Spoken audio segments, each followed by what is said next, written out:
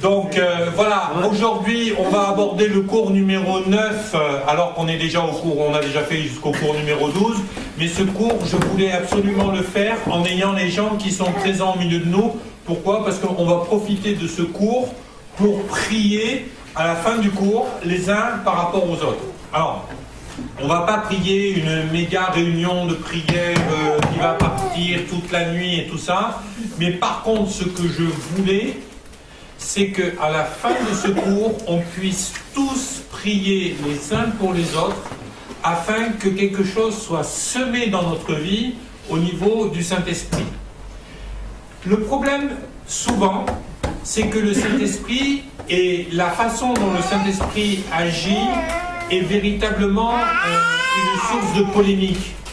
Et les gens, parfois, ils sont là, ils se disent « Ouais, mais le Saint-Esprit, comment il agit? Est-ce qu'il agit vraiment? Est-ce qu'il agit toujours? Est-ce qu'il n'agissait pas que du temps des apôtres? Est-ce que c'est logique? Est-ce que… » Eh bien, la plupart du temps, les gens sont dans une certaine confusion parce que, il faut dire la vérité. Si vous allez dans une église baptiste, on vous dira oui, on croit au Saint-Esprit, mais le parler en langue, les prophéties, les miracles et tout ça, c'est plus d'actualité.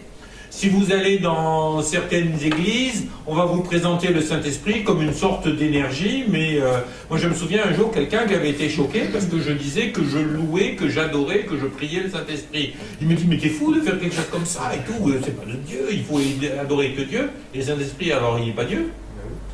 Évidemment il est Dieu. Père, Fils et Saint-Esprit, ok? Donc le Saint-Esprit, pourquoi on ne le louerait pas? Pourquoi on ne l'adorerait pas? Ok? Alors, la vraie raison de ce cours, ça s'appelle « Aller plus loin dans le fleuve ». Et c'est un cours, il n'est pas là pour vous amener des réponses, il est là pour vous amener des tas de questions. Alors, bienvenue au club des gens qui se posent des questions sur le Saint-Esprit. Et l'idée ce soir, c'est que vous puissiez vous poser des tas de questions sur le Saint-Esprit et que vous puissiez quelque part accepter de comprendre que le Saint-Esprit, on ne peut pas le définir et le mettre dans une petite boîte et dire le Saint-Esprit c'est ça, parce que le Saint-Esprit c'est toujours beaucoup plus que ça. Amen.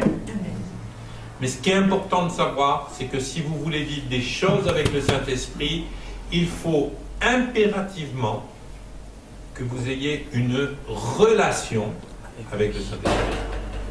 Et pour avoir une relation avec le Saint-Esprit, eh bien, moi je suis désolé, je n'ai jamais eu de relation avec l'électricité. Donc je ne peux pas avoir une relation avec le Saint-Esprit si je crois que c'est simplement une puissance, une sorte d'énergie. Non, moi je ne suis pas dans les énergies, je suis dans la relation avec mon Dieu. Et mon Dieu, il est bien plus qu'une énergie. Hein? Ça c'est très New Age comme réflexion, mais Dieu est bien plus qu'une simple énergie. Donc le but ce soir, ça va être d'appréhender un petit peu cette notion-là et de voir, plutôt que de comprendre qui est le Saint-Esprit, de voir quels sont les freins qui vont nous empêcher de rentrer pleinement en communion avec le Saint-Esprit. Gaël, si tu peux m'attraper le chargeur parce qu'il va mettre l'ordinateur en veille, autrement j'ai oublié de descendre le chargeur. Donc, qui est le Saint-Esprit? Eh bien, à nous de le découvrir, mais on va le découvrir à travers une vraie relation. Donc, en fin de compte, pour pouvoir découvrir quelqu'un dans une relation, il faut que les freins que j'ai vis-à-vis de cette personne tombent. Je vous donne un exemple. Admettons que j'ai peur d'Irène. Elle m'impressionne, elle travaille à la mairie, elle a une poste de responsabilité, voilà. Admettons, voilà, j'ai peur d'Irène. Est-ce que je vais aller m'ouvrir et puis lui raconter ma vie et puis lui dire mes besoins Ben non, parce que j'ai peur d'elle. Si j'ai peur d'elle, je ne vais pas pouvoir rentrer dans une relation normale avec elle. Vous comprenez ce que je veux dire? Eh bien, une des choses qui bloque beaucoup les gens vis-à-vis du Saint-Esprit, c'est le fait qu'ils ont peur du Saint-Esprit. Ils ont peur du Saint-Esprit parce qu'on a entendu tout et n'importe quoi vis-à-vis du Saint-Esprit. Alors, moi, mon but ce soir, c'est de chercher plutôt les choses qui nous coincent dans notre relation avec le Saint-Esprit, nos craintes, nos idées, notre orgueil, notre dépendance, allez savoir quoi. on va rechercher ces choses pour les briser, afin que vous, personnellement, vous puissiez vous laisser emporter sans crainte par le fleuve de l'Esprit de Dieu. Et quand vous vous laissez emporter sans crainte, vous baignez en lui, et là vous allez comprendre qui il est. C'est lui qui va se révéler à vous. Et vous allez voir que, comme dans n'importe quelle relation, eh bien, le Saint-Esprit va avoir avec vous une relation qui sera unique. Moi, là, j'ai 3 enfants. Les relations que j'ai avec mes 3 enfants sont toutes différentes les unes des autres. Je n'ai pas la même relation avec Maël, avec Nathan ou avec Océane. Ça ne veut pas dire que je les aime plus ou moins. Ça veut dire que je les prends dans leur unicité. Et ce que je veux, c'est d'être de façon unique en relation avec chacun de mes enfants. Amen. Eh bien, avec le Saint-Esprit, ça va être pareil. Et quand on a étudié, vous vous souvenez, les dons de l'Esprit, le fruit de l'Esprit, qu'on a étudié un petit peu ces manifestations, on va dire, du Saint-Esprit, ben vous avez vu qu'elles sont très très différentes. Et je vous donnais cet exemple du gars qui se disait « Ah non, moi je ne connais pas le Saint-Esprit parce qu'il ne parlait pas en langue, mais à côté de ça, il ressuscitait les morts. Ben, » Excusez-moi, il en connaissait certainement plus que moi au sujet du Saint-Esprit, parce que moi, je n'ai jamais ressuscité de mort. Ok ? Mais en vérité, c'est quoi le fait est ? Le fait est, c'est que la relation et la façon du Saint-Esprit de se manifester dans la vie de chacun d'entre nous sera différente. Alors ne soyez jamais dans une sorte de compétition ou de jalousie ou de frustration. Et lui, il fait ci avec le Saint-Esprit, moi je ne le fais pas. Parce que peut-être tout simplement que Dieu n'a pas prévu que vous soyez dans tel type de manifestation. Souvenez-vous ce qu'on a dit par rapport au cours sur les dons de l'Esprit. Il a donné à l'un quelque chose, à l'autre autre chose, selon son bon vouloir, et afin de bénir, d'exhorter, de faire grandir, de construire, de faire en sorte que le corps de Christ aille de l'avant. Laissez le Saint-Esprit se manifester à vous dans toute sa grâce et dans tout son amour. Et si vous avez un doute par rapport au fait que quelque chose vienne du Saint-Esprit ou pas, eh bien, cherchez simplement à reconnaître le fruit qui est porté. Si le fruit qui est porté est le fruit de l'Esprit, si cette relation avec le Saint-Esprit, elle vous amène à aimer, à être patient, à être bienveillant, à vous maîtriser, à tout ce qui est le fruit de l'Esprit, eh bien, c'est que c'est le Saint-Esprit. Maintenant, si cette relation avec le Saint-Esprit, elle est de Dieu, elle va toujours vous amener à une plus grande révélation de Jésus-Christ et un désir d'adorer Jésus. Et comment est-ce que l'on fait pour éprouver un esprit, quel qu'il soit? Comment on fait? On lui demande de confesser Jésus-Christ. Amen, c'est ce que la Bible dit. Vous ne verrez jamais le Saint-Esprit vous éloigner du Père, vous ne verrez jamais le Saint-Esprit vous éloigner de Jésus, vous ne verrez jamais le Saint-Esprit venir à l'encontre de ce que dit le Père ou le Fils dans la parole de Dieu. Amen. Amen. Alors, plus loin dans le fleuve. Pourquoi est-ce que j'ai appelé ce cours plus loin dans le fleuve? Il y a parfois les gens ils me disent ouais, plus loin dans le fleuve, c'est mignon, c'est gentil, mais pourquoi plus loin dans le fleuve? C'est un cours sur la pêche, sur la navigation fluviale. Non, plus loin dans le fleuve, c'est parce que la Bible nous parle souvent de l'Esprit de Dieu comme d'un fleuve. Je voudrais qu'on lise, pour commencer ce cours, un ou deux versets qui vont nous amener à voir qu'il y a une différence entre avoir l'Esprit en soi et être dans la plénitude de l'Esprit. Et ces premiers versets, c'est ça. Écoutez Jean, chapitre 4, versets 12 à 14. C'est Jésus qui est assis sur la margelle d'un puits et en train de discuter avec la Samaritaine.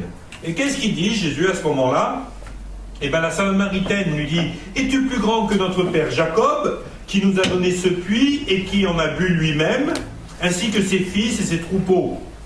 Jésus lui répondit « Quiconque, c'est-à-dire n'importe qui boit de cette eau, aura encore soif. Mais celui qui boira de l'eau que je lui donnerai n'aura plus jamais soif, et l'eau que je lui donnerai deviendra en lui une source d'eau qui jaillira jusque dans la vie éternelle. » De quoi est-ce que Jésus nous parle dans ce premier texte? Eh bien, il nous parle de cette source de l'Esprit qui jaillit dans la vie éternelle, c'est-à-dire du salut.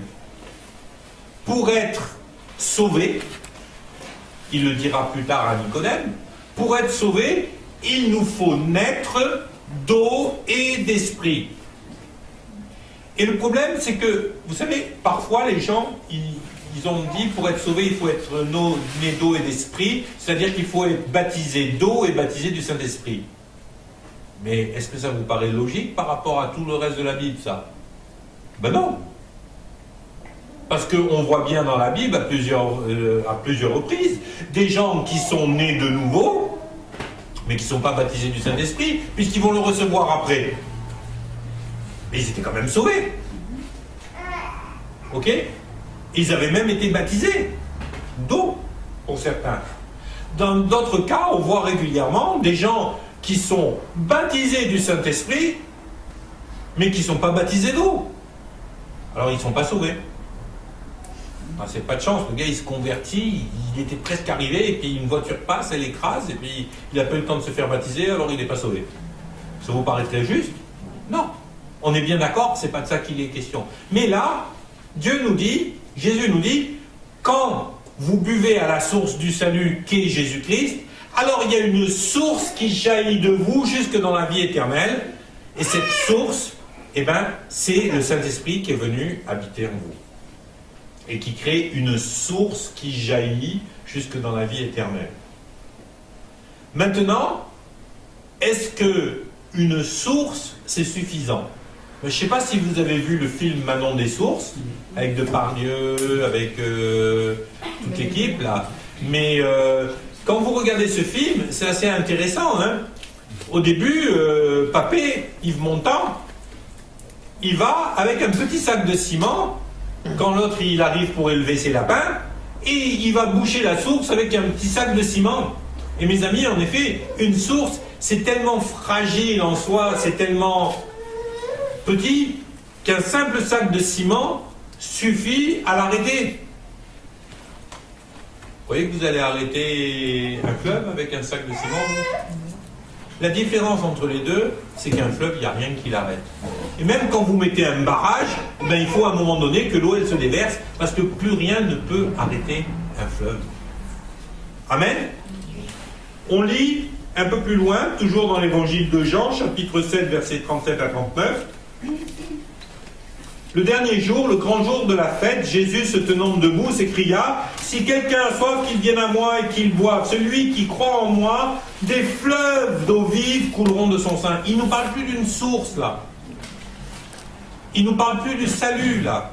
Il nous dit « Des fleuves d'eau vive couleront de son sein. » Et écoutez bien la suite de ce texte, c'est vraiment marquant. Il dit... Comme dit l'Écriture, il dit cela de l'Esprit que devaient recevoir ceux qui croiraient en lui, car l'Esprit n'était pas encore là, parce que Jésus n'avait pas encore été glorifié. Est-ce qu'avant que Jésus ne soit enlevé, il y avait déjà des gens qui étaient nés de nouveau? Ben oui. Pourquoi? Parce que ce qui a permis aux gens de naître de nouveau, c'est bien la foi en Jésus. Quand Pierre, il reconnaît en disant « Tu es le Messie d'Israël », est-ce qu'il est né de nouveau? Il a bien la foi, il a bien reconnu. Alors bien sûr qu'il n'est pas encore réconcilié avec Dieu et que le salut dans la dimension de la réconciliation et de l'effacement des péchés n'est pas encore arrivé parce que Jésus n'est pas mort encore. Ça va être manifesté au moment où il va mourir. Le voile va se déchirer, il n'y a plus rien qui nous sépare de Dieu. À ce moment-là, quiconque croit dans le sacrifice de Jésus est sauvé, il est né de nouveau. Mais pendant 40 jours, il a marché sur cette terre. Et ensuite, il y a eu encore une dizaine ou une douzaine de jours avant que l'Esprit soit donné le jour de la Pentecôte. Donc on est pratiquement à 2 mois. Est-ce que pendant ces 2 mois, les gens étaient nés de nouveau? Ben oui. Qu'est-ce qui les empêcherait d'être nés de nouveau? Jésus est mort, le voile a été déchiré, on est réconcilié avec le Père, quiconque croit en lui est sauvé. Donc les disciples, ils sont bien nés de nouveau. Les 120 qui sont rassemblés dans la chambre haute, ils sont bien nés de nouveau. T'as l'air sceptique, Corinne. Oui, mais là par exemple, maintenant qui viennent dire les 120, c'est vrai qu'ils ont reçu la puissance de l'esprit, mais c'est vrai qu'ils avaient... Mais ils étaient déjà sauvés. Amen. Alors, ce qui est très intéressant de noter là-dedans, c'est que quand il est question de l'effusion d'esprit, il nous est parlé d'un fleuve. Donc on voit que le Saint-Esprit, il va avoir deux travails différents en fonction de ce qu'on va le laisser faire, pour commencer. Le premier travail, ça va être quoi? Et ça, je le dis et je le répète à chaque fois. Quel est le premier travail du Saint-Esprit quand c'est cette source? Premier travail du Saint-Esprit, c'est d'attester à notre cœur que nous avons été adoptés par Dieu, que nous sommes ses fils et ses héritiers. La première chose que le Saint-Esprit fait dans la vie de quelqu'un, c'est d'amener cette assurance. Tu as donné ta vie à Jésus, tu es sauvé. C'est ça son premier travail dans la vie de quelqu'un. Le premier truc que le Saint-Esprit fait dans la personne, c'est d'asseoir cette source qui jaillit dans la vie éternelle. Tu es sauvé, tu es adopté par Dieu. C'est sa tâche principale de dire à la personne, ok, c'est bon. Deuxième phase, ce n'est plus une source, ça devient un fleuve.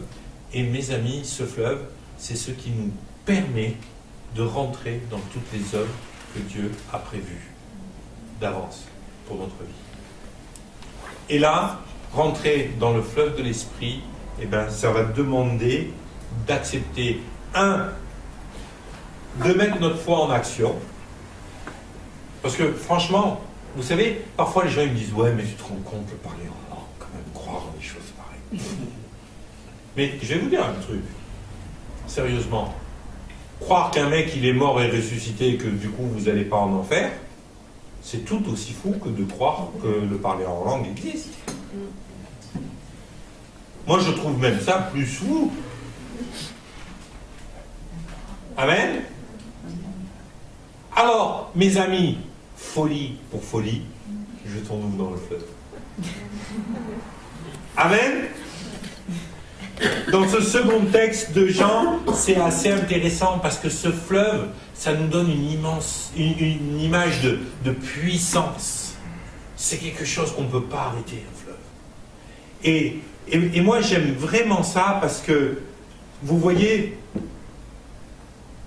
je suis tellement heureux quand je perds pied avec Dieu. Parce que quand je perds pied avec Dieu, c'est là que j'ai vu les plus belles choses et les trucs les plus extraordinaires de ma vie. À chaque fois que j'ai accepté de perdre pied, c'est-à-dire, grosso modo, de perdre le contrôle, j'ai vu des choses glorieuses. Alors maintenant, dans l'Ancien Testament, on a une typologie de l'esprit à travers un fleuve, qui est un des textes les plus connus, hein. C'est le texte d'Ézéchiel au chapitre 47. Tout le monde connaît ce truc, mais on va le relire ensemble de façon à ce que les paroles de ce texte soient fraîches dans notre mémoire. Donc, Ézéchiel a été enlevé dans une extase, dans une vision, et voilà ce qu'il est dit. Il y a un ange qui lui fait une sorte de visite guidée de la nouvelle Jérusalem à venir. Et voilà que Ézéchiel se retrouve conduit par cet ange. Il me conduisit par le chemin de la porte septentrionale et il me fait faire le tour par dehors jusqu'à l'extérieur de la porte orientale. Et voici, l'eau coulait du côté droit. Lorsque l'homme s'avança vers l'orient, il avait à la main un cordeau. Un cordeau, c'est quelque chose qui sert à mesurer. Hein? Il mesura 1000 coudées. Pour vous donner un ordre d'idée, 1000 coudées, ça fait à peu près un demi-kilomètre. Hein? On va arrondir, 400 et quelques mètres, 460 et quelques mètres. Il mesura 1000 coudées et il me fit traverser l'eau. Et après avoir traversé, donc il y a le fleuve qui passe, il mesure dans la diagonale 1000 coudées, et au bout de 1000 coudées, j'avais de l'eau jusqu'aux chevilles. Vous imaginez, vous êtes sur la berge d'un fleuve, vous marchez 500 mètres vers le milieu du fleuve, et au bout de 500 mètres, vous avez de l'eau jusqu'aux chevilles. Il mesura encore 1000 coudées et me fit traverser, et là, j'avais de l'eau jusqu'aux genoux. Il vient de faire 900 mètres dans la largeur du fleuve. Et au bout de 900 mètres, il a de l'eau que jusqu'aux genoux. Ça vous donne une idée de la taille du fleuve. Hein? On continue. Il mesura encore 1000 coudées et me fit traverser, et là, j'avais de l'eau jusqu'aux reins. À mi-hauteur de son corps. Donc là, il a fait, grosso modo, pas loin d'1,5 km. Il n'est pas dit qu'il est arrivé au milieu. Hein. Il est dit qu'à ce moment-là, il avait de l'eau jusqu'au rein. Il mesura encore 1000 coudées. Donc là, on arrive à peu près à 2 km. Et à cet endroit-là, eh ben, c'était un torrent dans lequel je ne pouvais pas traverser, car l'eau était si profonde qu'il fallait y nager. C'était un torrent que l'on ne pouvait traverser. Essayez de fermer tous les yeux pendant quelques secondes et d'imaginer ce fleuve, cette image. Vous savez, comme quand on va dans les verts pâturages pour voir les eaux paisibles, ben fermez les yeux et imaginez cette image. Est-ce que vous avez l'impression de voir un petit ruisseau là? Ou est-ce que vous avez l'impression de voir un fleuve où on aurait du mal à voir l'autre côté de la berge? Il nous dit qu'au cœur de ce fleuve, on n'est même pas sûr qu'on soit arrivé à la moitié du fleuve encore. Il nous dit qu'on ne peut pas nager et que c'est comme un torrent tellement c'est puissant. Waouh! Vous avez cette image? Mais quand vous regardez cette image, vous vous sentez un petit peu petit. Hein? Vous n'avez peut-être pas envie d'aller barboter là-dedans. C'est impressionnant. Il n'y a pas de fleuve sur Terre de cette taille-là, de cette puissance-là. Ça n'existe pas. C'est impressionnant. Eh bien, cette image, elle est parfaite pour nous faire réaliser quelque chose. C'est que le gars qui vient vous dire « Moi, j'ai tout compris du Saint-Esprit », faites-lui fermer les yeux et imaginez ce fleuve. Et après, regardez s'il vous dit toujours « J'ai tout compris du Saint-Esprit ». Pourquoi est-ce que je dis ça? Parce que ce soir, on ne fait pas une étude sur le Saint-Esprit, on fait une étude sur nous-mêmes. On fait une étude sur nous-mêmes et pour voir qu'on est tout petit. Et Seigneur, tu es tellement grand que j'ai du mal à discerner, comme le dit ta parole, la hauteur, la profondeur, la largeur, la dimension du Dieu. Ne croyons pas qu'on est des super champions de la révélation. Et pourquoi est-ce que je dis ça au début du cours? Eh bien parce que, mes amis, un des plus gros problèmes des églises charismatiques, ce que je veux dire par là, les églises pentecôtisantes, les églises qui croient au Saint-Esprit et à la puissance du Saint-Esprit, un des plus gros problèmes de ces églises, c'est l'orgueil et l'arrogance qu'elles ont vis-à-vis de ceux qui en connaissent, semble-t-il, moins que eux sur le Saint-Esprit. Mais dites-vous une chose, c'est qu'on est encore bien loin d'avoir tout compris sur le Saint-Esprit, qu'on est au tout début de notre découverte dans notre relation avec le Saint-Esprit, et qu'il y a une chose que je ne veux jamais entendre au milieu de nous, c'est de dire que ceux qui ne sont pas baptisés dans le Saint-Esprit, ceux qui ne sont pas parlés en langue, ceux qui ne prophétisent pas, ceux qui ne croient plus au Saint-Esprit, sont des chrétiens de seconde zone, ou sont des chrétiens qui n'ont pas le plein évangile, comme on me l'a dit souvent. Non. Ce sont des frères et sœurs en Christ qui n'ont peut-être pas la même révélation que nous, mais ne soyons pas arrogants, n'ayons pas l'impression que notre révélation est si excellente, parce que de toute façon, on en connaît tellement peu du Saint-Esprit. On en connaît tellement peu. On n'est pas là pour se comparer les uns aux autres, on est là pour découvrir ensemble qui est Dieu et comment il interagit avec nous à travers son Saint-Esprit. Amen. Amen. Ah, ceci étant dit, on va réfléchir maintenant, qu'est-ce qui nous empêche de rentrer pleinement dans le Saint-Esprit? Et quand je donne ce cours, j'ai du mal à rester assis. Alors là, je vais essayer de rester assis pour les amis sur Internet et puis pour le truc qui est filmé. Mais franchement, moi, j'ai une excitation à savoir qu'on peut aller plus loin avec le Saint-Esprit. Moi, ça m'éclate. Parce que je me dis, le Saint-Esprit, vous vous rendez compte, quand Dieu a créé la terre, qu'elle était informe et vide, le Saint-Esprit, il se meuvait au-dessus des eaux. Waouh!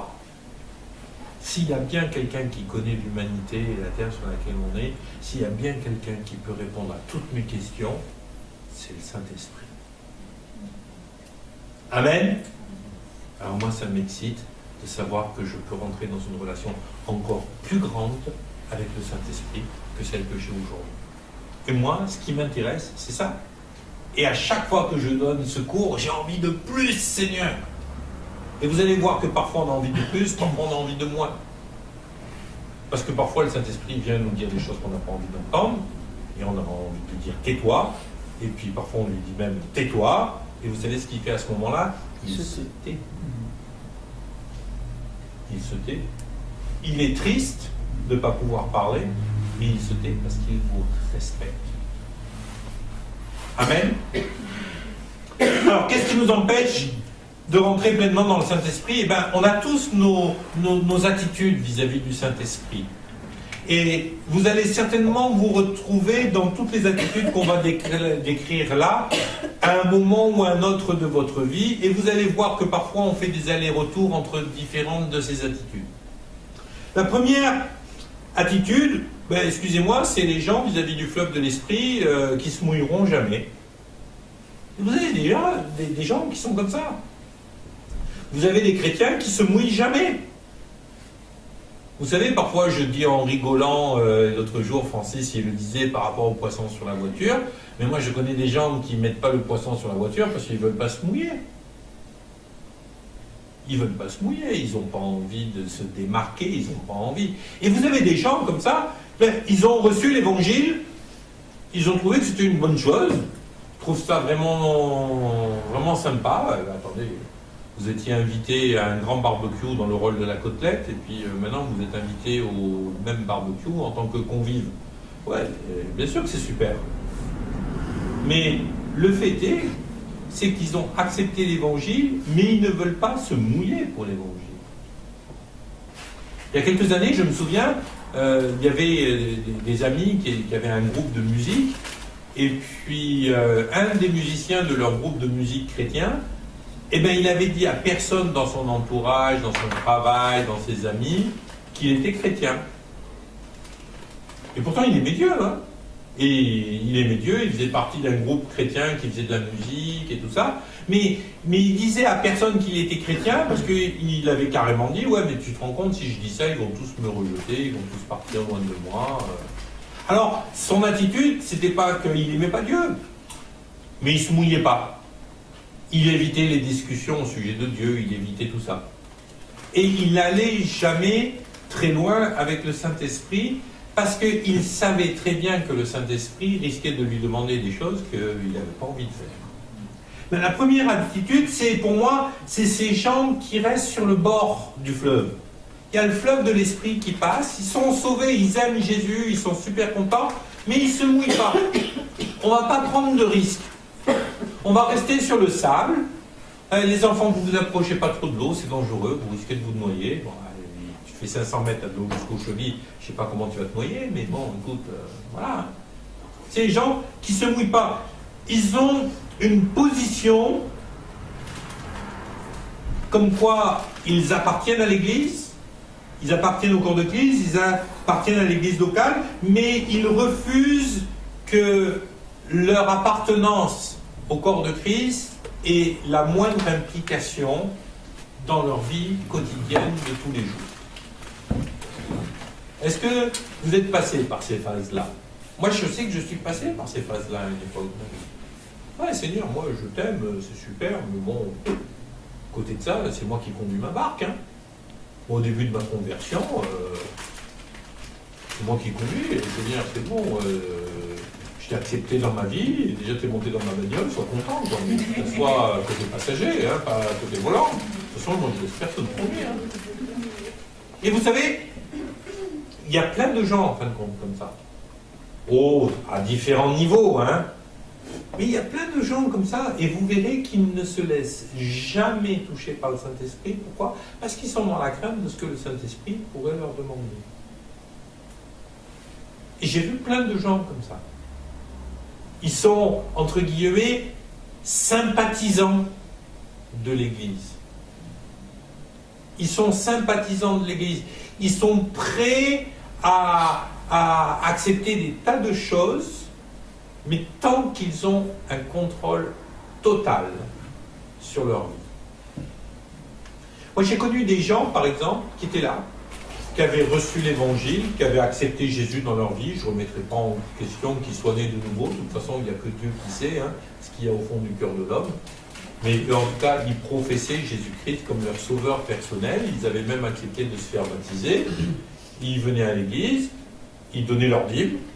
Ils étaient fidèles parce qu'ils avaient compris intellectuellement que c'était bien de donner sa dîme. Et puis, tout allait bien pour le meilleur des trucs. Mais on ne pouvait en aucun cas leur dire quoi que ce soit sur ce qu'ils faisaient, les décisions qu'ils prenaient. C'est moi et moi seul qui décide pour moi. Et quand vous dites à une personne comme ça, ben, tu vois bien que c'est pas en adéquation avec ce qui est écrit dans la Bible, ce que Dieu attend de toi, je m'en fous, c'est moi qui compte. Ça, cette première attitude, ben, mes amis, il y a plein de gens comme ça, et quand vous faites de l'évangélisation, c'est certainement les personnes qui sont le plus difficiles à toucher, parce qu'elles sont recouvertes de leur propre justice. Ah non, mais je suis chrétien. Ça n'a pas d'implication dans ma vie, mais je suis chrétien. Moi, j'ai eu une discussion il n'y a pas très longtemps vis-à-vis de quelqu'un, avec quelqu'un, et puis je lui dis, mais tu vois bien que là, ça part en cacahuète, quoi. Ça n'a plus de sens. Ah non, mais c'est comme ça, et c'est comme ça, point barre. Ben oui, mais si c'est comme ça, point barre, et que tu sais que c'est pas le truc à faire, pourquoi tu le fais? C'est moi qui décide. Le refus de perdre le contrôle. Et parfois, c'est simplement le refus de perdre n'importe quoi. Et vous savez, parfois, on peut voir ces gens et puis aller dire « Ouais, ben, ça veut dire qu'ils ne sont pas convertis. » Non, on parlait de ça. Non, c'est pas qu'ils ne sont pas convertis. Ils ont reçu la grâce du salut en Jésus-Christ par la foi.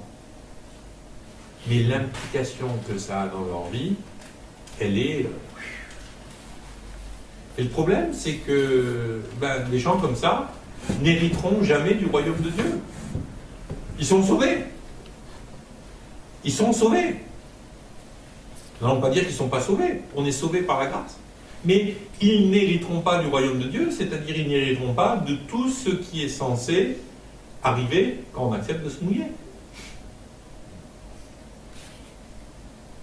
Amen. Ça... Les petits rouages, les petits engrenages se mettent en place, ça. S'il y a des trucs que vous pigez pas, n'hésitez pas à m'arrêter. Hein.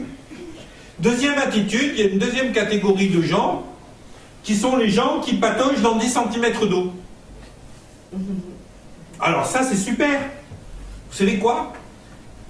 Vous avez déjà pataugé, vous avez enlevé les chaussures, vous savez quand c'est pas encore l'été, on n'a pas envie de se baigner, alors on lève un petit peu le pantalon, là, on monte, on enlève les chaussures, on met les chaussettes dans les chaussures sur le sable pour pas avoir du sable dans les chaussettes, et puis on s'approche prudemment, c'est tout doucement parce que elle est froide, on recule, on avance avec les vagues et puis on tient bien le pantalon parce que autrement on va avoir le pantalon mouillé. Ben, vous avez des gens dans le fleuve de l'esprit, ils ont exactement cette attitude. Je ne sais pas si c'est parce que l'eau est froide. Mais le problème, c'est qu'ils jouent avec le Saint-Esprit comme ça. Ils aiment bien qu'il se passe des petites choses quand même. Puis quand l'eau, elle arrive, vous savez, sur la plage, et puis qu'elle fait de la mousse, là, ça chatouille les pieds et tout. Il y a les deux pieds qui rentrent dans le savon. Oh, c'était rigolo, oh, c'était super. Waouh, j'ai été visité, youpi! Moi, j'appelle pas ça la vie d'esprit, hein. Même si ça te chatouille les pieds. Excusez-moi, les guili-guili spirituels, c'est pas ce qui fait avancer le royaume de Dieu. Et parfois, on est là, et on regarde ces gens qui sont dans ces 10 cm d'eau. On regarde ces gens qui sont là, qui commencent à goûter aux choses de l'esprit, qui commencent à avoir une parole de connaissance, qui commencent à avoir une vision à un moment donné, ou qui commencent à sentir le Saint-Esprit qui les a visités pendant un temps de louange, et puis « Waouh, il s'est passé quelque chose, là, je le sens ». Et c'est super, merci Seigneur pour tout ce que tu fais dans ces 10 cm d'eau, c'est déjà merveilleux, c'est déjà génial. Mais tu as tellement plus à nous donner. Et vous savez, souvent les gens qui pataugent dans ces 10 cm d'eau, c'est parce que pour se baigner, il faut se déshabiller. Et ils n'ont pas trop envie de faire tomber le pantalon là, et puis de rentrer dans l'eau. Ils n'ont pas envie on est grands, nous, on est des adultes. Vous avez déjà vu les enfants à la plage? Oh, ils n'ont même pas fini de se déshabiller, ils sont déjà dans l'eau, quoi. Mais là, les adultes, non, nous, on est des gens sérieux. Et vous vous apercevrez que beaucoup de gens qui ont commencé à goûter aux choses de l'esprit, tout d'un coup, ils se sentent un petit peu supérieurs. C'est là que je parlais tout à l'heure d'arrogance. Nous avons le plein évangile. Non, tu n'as pas patauger dans 10 cm de l'eau. C'est pas ça le plein évangile. Le plein évangile, c'est voici les signes qui accompagneront ceux qui ont cru. Ils imposeront les mains malades, les malades seront guéris, ils chasseront les démons. S'ils boivent quelques breuvages mortels ou si un serpent les mord, ça ne leur fera aucun mal. Ça, c'est un évangile. Alors, c'est pas parce que tu as parlé 3 fois en langue que tout d'un coup, ça y est, toi, tu as le plein évangile. Arrêtons nos bêtises. C'est pas ça le plein évangile. Regardez ce qui est écrit dans Luc chapitre 19, versets 37 à 40. Et lorsque déjà il s'approchait de Jérusalem vers la descente de la montagne des Oliviers, toute une multitude de disciples, saisis de joie, se mirent à louer Dieu à haute voix pour tous les miracles qu'ils avaient vus. Ils disaient « Béni soit le roi qui vient au nom du Seigneur, paix dans le ciel et gloire dans les lieux très hauts. » Quelques pharisiens qui se trouvaient au milieu de la foule dirent à Jésus « Maître, reprends donc tes disciples. » Et il répondit « Je vous le dis, s'ils se taisent, ce sont les pierres qui crieront. » Cette image, elle est flagrante. On a des gens qui tout d'un coup sont visités d'une joie énorme, parce que quoi? Parce qu'ils ont vu des miracles, des signes, des prodiges, purement dus au ministère de Jésus, et Jésus est en train de faire son entrée à Jérusalem, et il y a une excitation, une exaltation du peuple qui a vu ces miracles et qui sait que Jésus vient au nom du Seigneur. Et là au milieu, il se trouve 2-3 pharisiens. 2-3 personnes qui ont l'arrogance de se croire au-dessus des autres. 2-3 personnes, vous savez, les pharisiens, c'était des gens qui travaillaient dur, vraiment dur, pour 1. Connaître la loi, 2. L'appliquer. Faut pas aller jeter la pierre aux pharisiens. Vous savez, parfois, moi je vois les chrétiens, c'est les pharisiens. Oui, c'est les pharisiens, n'empêche que, est-ce que tu en fais la moitié de ce qu'ils ont fait? Ben non. Arrêtons. Ils n'avaient pas compris. Ça, c'est sûr. Ils n'avaient pas compris. Ils n'étaient pas là où il fallait. Ils ne faisaient pas ce qu'il fallait, mais ne leur jetons pas la pierre parce que parfois, excusez-moi du peu, mais eux, ils se consacraient à Dieu. Pour moi, ces pharisiens, c'est ces gens qui pataugent dans 10 cm d'eau. Pourquoi ils ne vont pas plus loin dans le fleuve? Parce qu'ils ne veulent pas se défaire de leur manteau de religiosité. Qu'est-ce que c'est que la religiosité? Non, ce n'est pas une maladie. Ce n'est pas un herpès. Non. La religiosité, c'est de vouloir faire les choses de Dieu avec ses propres forces. C'est tout. Or Dieu n'a jamais prévu qu'on fasse les choses de Dieu avec nos propres forces, il a prévu qu'on fasse les choses de Dieu avec l'Esprit Saint. Ce n'est ni par puissance ni par force, mais par l'Esprit du Seigneur. Amen. Ni par puissance ni par force. Et qu'est-ce qui se passe avec ces pharisiens? Ces pharisiens, ils sont là, et puis ce sont les pros de la parole de Dieu. Ce sont les pros du temple de Jérusalem. C'est eux qui ont la main mise sur tout ce qui est officiellement religieux. Ils se trompent, mais ils sont convaincus d'avoir raison. Et ils sont là, et ils baignent dans 10 cm d'eau. Ils ont peut-être eu quelques visitations, ils ont peut-être eu quelques compréhensions, quelques éclairages sur la parole de Dieu. Mais au moment où Jésus fait son entrée, ils ne sont pas foutus de reconnaître que c'est le Messie à cause de leur religiosité. Et pourquoi est-ce qu'ils n'avancent pas plus dans le fleuve? Parce qu'ils ont préféré garder leur manteau de religiosité plutôt que de devenir comme des petits-enfants et d'exulter et de se réjouir et d'être saisis de la joie du Seigneur quand ils sont en face du Messie. Et Jésus leur dit, mais si eux qui exultent, que vous trouvez trop bruyants, si eux qui exultent se taisent, les pierres vont se mettre à crier, parce que c'est le Messie d'Israël qui était en train de rentrer à Jérusalem ce jour-là. Amen. Parfois, sincèrement, les gens qui pataugent dans 10 cm d'eau me font plus peur que ceux qui restent sur le sable. Parce qu'eux ont goûté à l'esprit et parfois ils ont l'impression d'être les superman de la foi, les super spirituels, mais en vérité, ils sont comme ces pharisiens qui n'étaient pas foutus de reconnaître Jésus rentrant à Jérusalem comme étant le Messie d'Israël, mais qui se prenaient pour les pros de la foi et de la spiritualité en Israël à cette époque. 10 cm d'eau, les amis, ça ne change pas les vies des gens. Regardez ce qu'il faut faire quand on veut mettre les pieds dans l'eau. On l'a dit tout à l'heure, la seule chose à enlever, c'est nos chaussures, pour 10 cm d'eau. On lève un petit peu le pantalon et on enlève nos chaussures. Parfois, moi, j'ai l'impression que les chaussures que les pharisiens ou que les religieux enlèvent pour patauger dans 10 cm d'eau, c'est ce que la Bible nous dit dans Éphésiens 4, les chaussures du zèle de l'Évangile.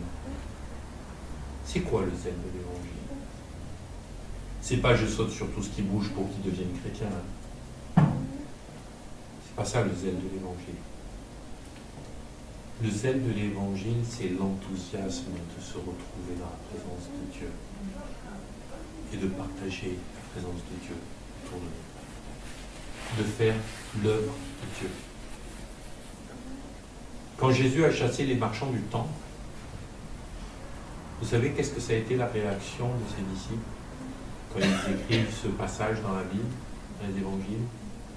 C'est là que s'est accomplie cette parole du prophète, le zèle de ta maison me dévore.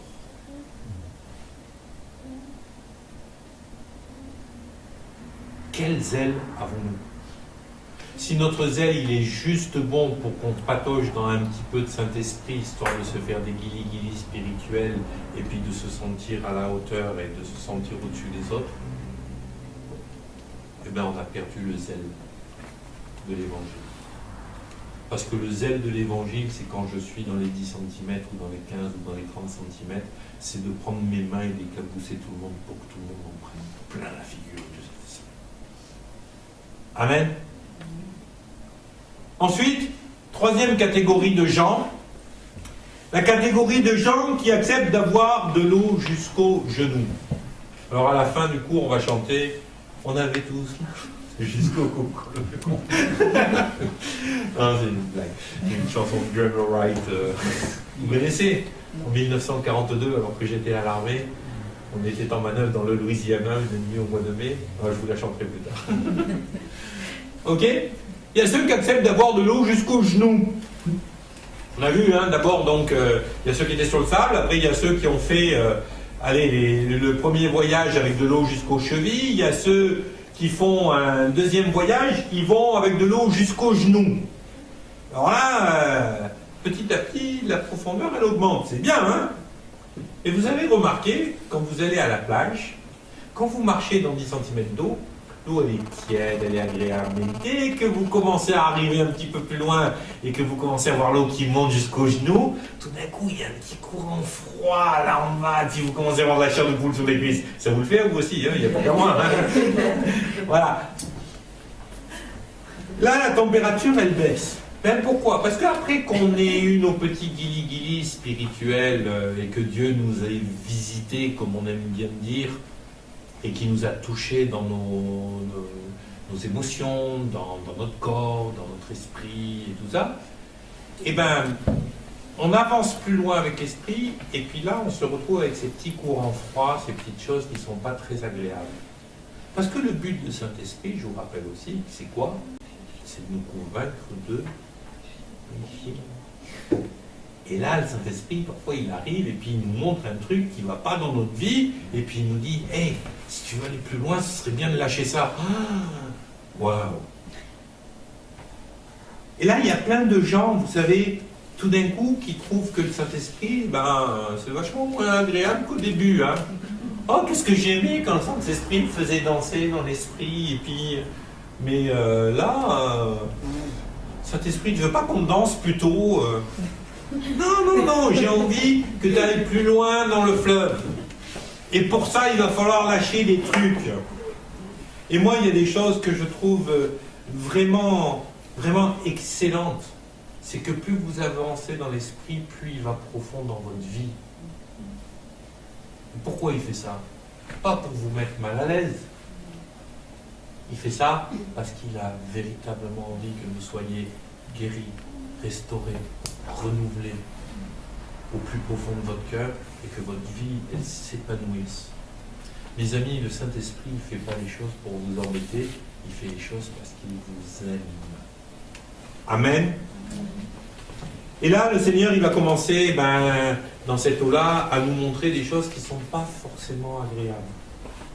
Des choses qui sont des blessures, qui sont des douleurs, qui sont des liens qui nous empêchent d'aller de l'avant. Et vous savez, quand vous soignez un bobo, ça fait mal. Parfois, le fait de soigner le bobo fait plus mal que le bobo lui-même. Moi, je me suis aperçu de ça l'autre jour. J'ai des super couteaux qu'on m'a fait cadeau quand j'étais aux États-Unis la dernière fois. C'est de vrais rasoirs. Et je coupais mes carottes et puis... Et ce coup, je m'en suis pas aperçu.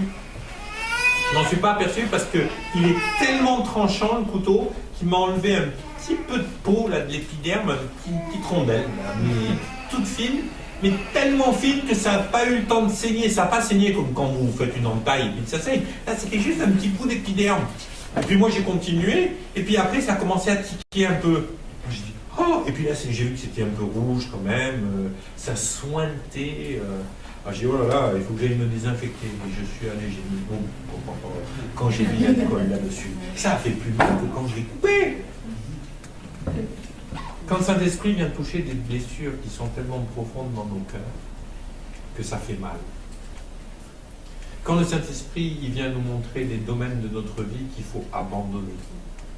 Quand le Saint-Esprit il nous met en face de notre péché, il nous dit maintenant il faut que tu changes ta mentalité. C'est jamais confortable.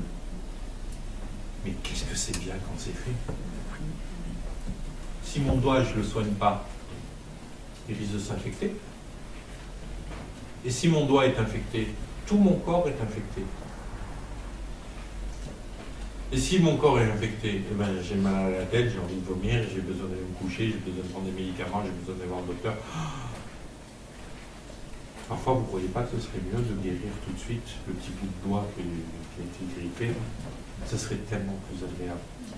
Ça nous empêcherait d'aller dans tellement de souffrances. Et quand le Saint-Esprit arrive avec sa petite bouteille d'alcool et son petit coton, il dit non, non, non, non, ça va piquer, je ne veux pas. Ben voilà, tu veux pas, c'est dommage, hein, mais tu vas morfler. Moi, j'aimerais bien t'aider maintenant.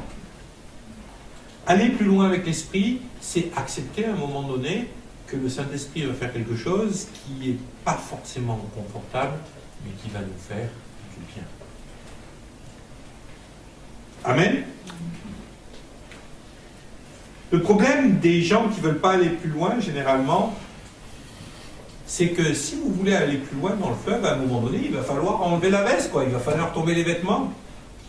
Et là, de nouveau, on n'aime pas trop, parce que quand on en est arrivé là, généralement, on a quand même dégusté un petit peu. Et puis on a notre belle veste, sur laquelle il y a toutes nos belles médailles. La médaille de quand j'ai accepté de me faire baptiser. La médaille de quand j'ai accepté de donner ma dîme. La médaille de quand j'ai accepté de témoigner à mon voisin. La médaille de quand le pasteur m'a appelé pour la première fois pour prier pour un malade. Bon, il n'a pas été guéri, mais quand même, le pasteur m'avait appelé. Hein. Oh, la médaille de quand j'ai été nommé responsable. Et on a toutes nos médailles, là. Et on s'enorgueillit avec toutes nos belles médailles, tous nos petits badges, nos petits galons, nos petits pins. Le problème, c'est que si tu vas aller plus loin avec Dieu, il va falloir te mettre à nu. Humilité. Et cette humilité, mes amis, c'est pas facile. C'est pas facile parce qu'on est pétri d'orgueil les uns et les autres. Celui qui me dit non, qui vienne, je vais prier tout de suite pour sa délivrance. Parce que là, on est tous pétris d'orgueil. Pourquoi? Parce qu'il y a notre nature qui est là, qui est charnelle et qui a tellement besoin de se montrer, de montrer qu'on est au-dessus de l'autre. On parlait à midi pendant le jeûne et la prière de l'arrogance. Mes amis, ce qui est le pire dans l'Église aujourd'hui, pour moi, c'est l'arrogance dans laquelle on est empêtré.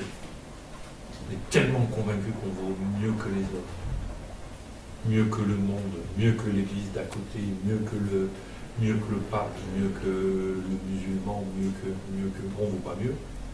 On vaut tous le même prix. On a tous été rachetés à un grand prix, la mort de Jésus-Christ. Amen. Je ne vaux pas mieux que le musulman, j'ai juste la grâce d'avoir accepté Jésus. Ça a mis une meilleure valeur à ma vie? Non. Non. La seule chose que ça devrait m'amener à faire, c'est de prier pour lui, de pleurer pour qu'il soit sauvé, et de crier à Dieu pour qu'il ait lui aussi sa révélation et qu'il accepte. Je vais vous dire, il y a des choses qui m'exaspèrent en ce moment.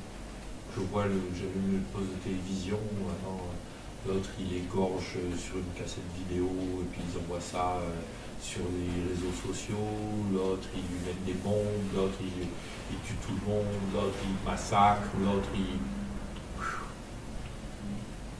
J'ai de la haine pour l'islam. C'est un esprit méchant l'islam. Mais la pauvre Camille qui est venue hier ou avant-hier avec sa burqa, en étouffée dans sa burqa, elle me fait pleurer. Elle me fait pleurer parce que je me dis, mais cette pauvre Camille, tout ce qu'elle a besoin, c'est de Jésus-Christ. Arrêtons de croire qu'on est meilleur que les autres. On a juste été sauvés par grâce. Alors toutes nos belles médailles, qu'est-ce qu'elles valent? Oui, je parle en langue. Alléluia, je suis heureux de parler en langue. Mais jusqu'à présent, mon parler en langue, il me fait plus de bien à moi qu'aux autres. Oui, il y a 2-3 fois où j'ai parlé en langue et puis les gens, ils ont entendu Dieu leur parler pendant que je parlais en langue. Gloire à Dieu, super, merci Seigneur. Je veux glorifier de toi, c'est Dieu qui leur a parlé, pour moi. Hein. Oui, si j'ai prié pour des malades, ils ont été guéris. Vous voulez savoir combien il y en a pour qui j'ai prié et puis qui sont morts? Ou qui n'ont pas été guéris? Ou qui sont encore dans la souffrance? On parlait tout à l'heure de Pascal, on parlait de Denis, et combien d'autres encore? De quoi je vais m'enorgueillir? Alors déposons la veste pour aller plus loin avec le fleuve de l'esprit. Parce que la vraie solution, c'est pas de savoir ce qu'on a fait hier, avant-hier ou il y a 6 mois. La vraie solution, c'est d'aller plus loin, tous ensemble, avec l'esprit du Seigneur. Puis il y a des gens qui, à un moment donné, arrivent à faire ça. Et moi, à un moment donné dans ma vie, je sais que je suis arrivé dans des endroits comme ça où j'avais tiré la veste, moi je crois que la veste là je ne l'ai plus remise, j'ai plus envie. Je vais vous dire, régulièrement, un jour il y a un ami à moi qui est serviteur de Dieu, il m'a dit ouais mais c'est pas logique de demander pardon devant l'assemblée quand tu fais une erreur parce qu'après les gens ne te font plus confiance. Sur le coup j'étais interpellé par ce qu'il me disait, je me suis dit peut-être qu'il a raison parce que je venais de vivre des temps difficiles à cause de ça et mais non, j'y crois pas. J'y crois pas. Parce que ça ne me sert à rien que les gens me fassent confiance si moi je sais que de toute façon j'y arrive pas. Ça ne sert à rien.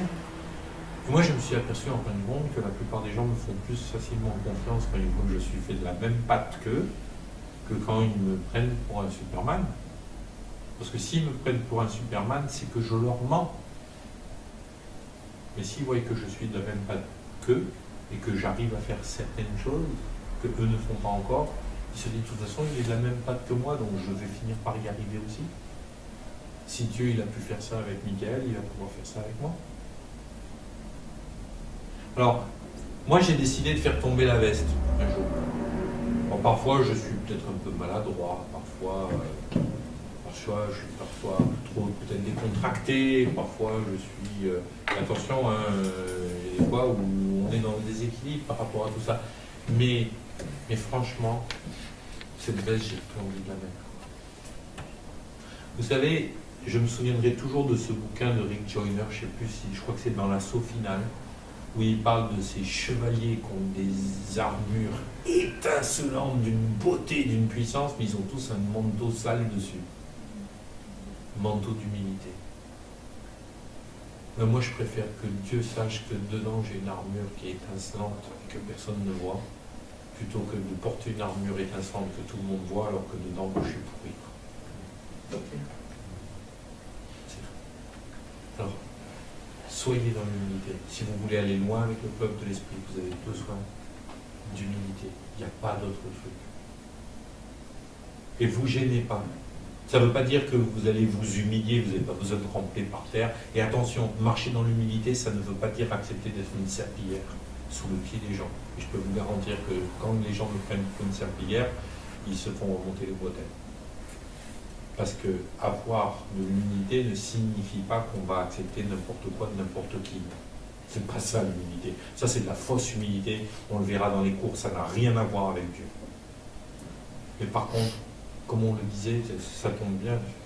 À midi, c'était ce que un texte que Dieu nous a donné et sur lequel on a médité. N'ayez pas une trop haute opinion de vous-même. Ça vous permettra d'aller loin avec Dieu.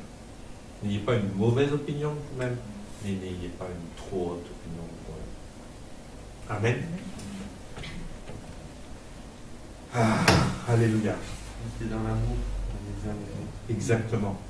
Le Saint-Esprit veut travailler non pas avec des gens qui sont médaillés, des gens qui sont diplômés, des gens qui ont fait des formations, des gens... Non, le Saint-Esprit, il veut travailler avec des gens qui sont dépendants de lui. La meilleure de toutes les qualifications pour Dieu, c'est le gars qui vient vers lui, qui lui dit « Seigneur, moi je ne peux rien sans toi ». Ça ne veut pas dire qu'on ne va pas se former, ça ne veut pas dire qu'on ne va pas faire des choses. Vous êtes en train de vous former, pourquoi ? Pour servir Dieu, Amen, et moi je vous encourage à le faire. Mais ça veut dire que c'est juste une petite partie des choses à faire. La plus grande partie, c'est Seigneur, je m'accroche au Saint-Esprit, je lâche pas. Amen.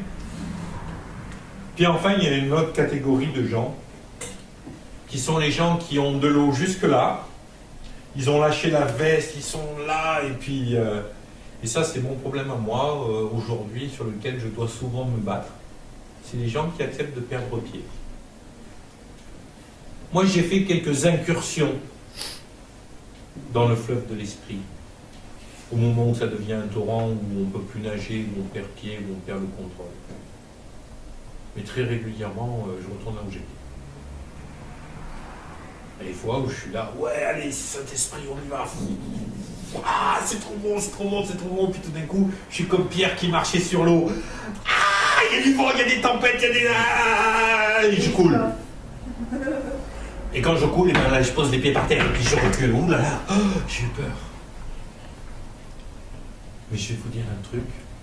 accepter de perdre pied, c'est la plus belle chose qu'on puisse faire avec Christ. Je vais même aller plus loin, c'est la plus belle preuve d'amour que l'on peut faire. Vous savez, quand on était missionnaire à Madagascar, régulièrement, on allait dans un grand hôtel, 4 étoiles, de Madagascar, qui était à peu près à 2 km de là où on habitait. On payait 4 sous au bar pour pouvoir aller à la piscine. Puis ça nous faisait du bien parce que vous savez, Madagascar, surtout quand on est arrivé là-bas, c'était un pays d'une telle pauvreté, d'une telle souffrance et tout ça. Et c'était notre kiff, tous les 15 jours ou toutes les 3 semaines, on allait à la piscine de cet hôtel, on buvait pétard, un jus de fruits bien glacé ou un coca où on ne risquait pas d'attraper une maladie. La piscine était propre et puis c'était une sorte de havre de paix, puis ça nous rechargeait les batteries. Et puis Océane, elle avait quoi, 3 ans à l'époque. Et puis Océane, elle a toujours beaucoup aimé l'eau. Et puis elle avait ses brassards. Puis elle aimait bien nager. Mais par contre, elle avait peur de sauter dans l'eau. Puis un jour, on avait oublié les brassards à la maison. Puis on était dans l'eau, elle était sur le bord. Et elle hésitait à se baigner parce qu'elle avait peur. 3 ans, 3 ans, elle a tout cassé. Et puis elle était là sur le bord de la piscine. Et puis elle aime tellement ça, l'eau. Elle avait envie de se jeter dans l'eau, mais en même temps, elle avait peur. Et puis, moi, je me suis mis dans l'eau et j'ai dit, allez, viens. N'aie pas peur. Et je voyais qu'elle avait peur. Mais à un moment donné, elle n'a pas cherché à comprendre. Elle avait peur, elle avait toujours peur. Mais elle s'est jetée dans l'eau, et puis chopé au bout de bras, j'ai chopé et tout. Et tout d'un coup, moi j'ai ressenti un bonheur, tout simplement pour la confiance que ma fille, elle venait de me témoigner. Dieu, il a besoin de vivre ce bonheur avec chacun d'entre nous. Est-ce que tu es prêt à perdre pied? Est-ce que tu es prêt à dire, Seigneur, je te fais confiance, je sais que je suis terrorisé, mais je m'en fous d'être terrorisé, je viens. C'est ce que Pierre a fait quand il est sorti de la barque. Il a marché sur l'eau. Et après, il a eu peur, il a coulé, mais Jésus était là, il a pris. Et Jésus a été fier de Pierre, parce que depuis Pierre, excusez-moi du peu, il n'y a jamais personne qui a marché sur l'eau. Ne croyez pas que Jésus il a été fier de Pierre. Pourtant, Pierre, c'était le numéro 1 de la couffe. Pas beaucoup qu'on fait autant de couffe que Pierre parmi les 12. Bon, Judas, on va dire peut-être. Pierre, quand même, il les a accumulés. Et maintenant, il était comme un enfant, il s'est jeté dans les bras de Jésus. Seigneur, si tu m'appelles, je viens. J'ai peur. C'est la tempête, je suis marin, je sais qu'il ne faut pas sortir du bateau pendant la tempête, il ne faut pas sortir du bateau déjà quand c'est pas la tempête, parce que les bons soins, mais on va arrêter la tempête non plus. Mais Seigneur, je m'en fous, si tu m'appelles, je viens. Dieu a besoin de vivre lui aussi sa part de bonheur. Et sa part de bonheur, c'est quand on devient ses enfants et qu'on se jette dans ses bras malgré nos peurs, qu'on accepte de perdre pied. Pourquoi c'est tellement important de perdre pied? Parce que quand on perd pied, mes amis, on témoigne véritablement de notre dépendance à Dieu. Je vais vous donner un petit témoignage, vous le connaissez peut-être pour certains. Il y a 5 ans, ou 6 ans, et par le temps passe à une vitesse, il y a 6 ans en arrière, le jour de Pâques, on est allé manger chez mon frère à Fréjus. En rentrant, ma femme, elle me dit, on a été flashé. À 11h du soir, je roulais à 110 sur l'autoroute, puis j'avais un vieux break ZX qui avait 200 et quelques mille kilomètres. Il faut vouloir de se faire flasher avec ça sur l'autoroute, hein, parce que moi, j'ai jamais vu aller au-delà des 130. Mais bon. Et puis tout d'un coup, elle me redisait une deuxième fois, 1 kilomètre plus loin. Elle a eu des flashs dans les yeux. En vérité, c'était le début de la crise qu'elle a eue. Et elle avait un angiome caverneux, on a failli la perdre. Elle a été opérée, donc ils m'ont ouvert le crâne, ils ont découpé le crâne, ils sont allés dans le cerveau, l'opérer dans le cerveau.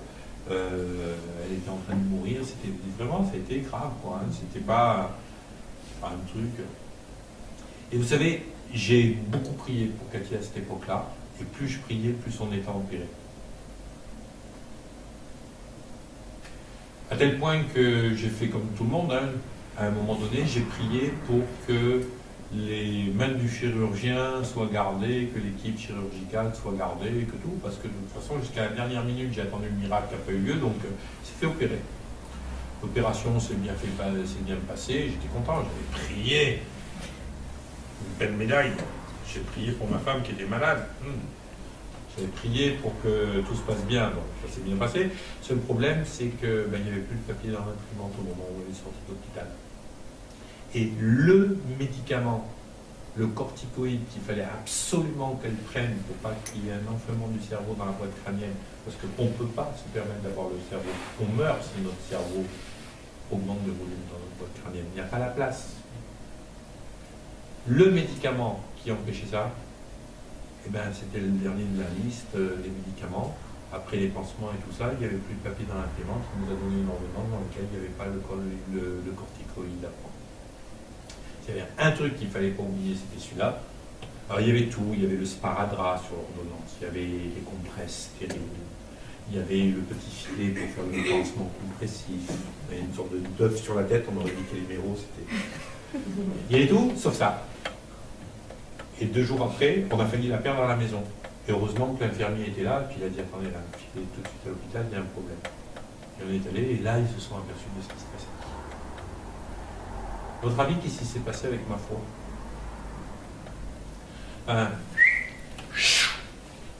Elle est tombée du 30e étage, elle s'est écrasée sur le trottoir, elle a foutu du sang partout, et il n'y en avait plus.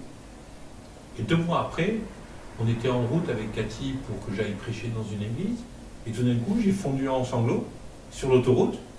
Je dis, mais je peux pas. Je peux pas aller prêcher, j'y crois plus. J'ai plus la foi. Ah, je croyais que Dieu était bon, je croyais que Dieu était amour, je ne reniais pas Dieu, mais je ne voulais plus prêcher, je ne voulais plus entendre parler de ministère, je ne voulais plus ouvrir la Bible, je ne voulais plus rien de tout ça. Je disais, c'est pas possible, j'ai plus la foi.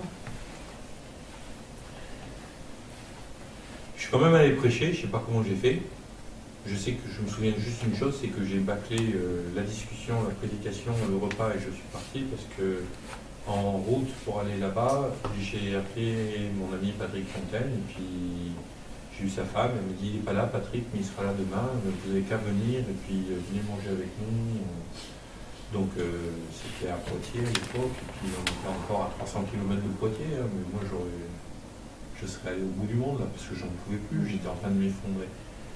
Et donc Patrick, mon ami, m'a soigné avec, c'est la première fois que je faisais ça, camembert et calvados, c'est mauvais, hein.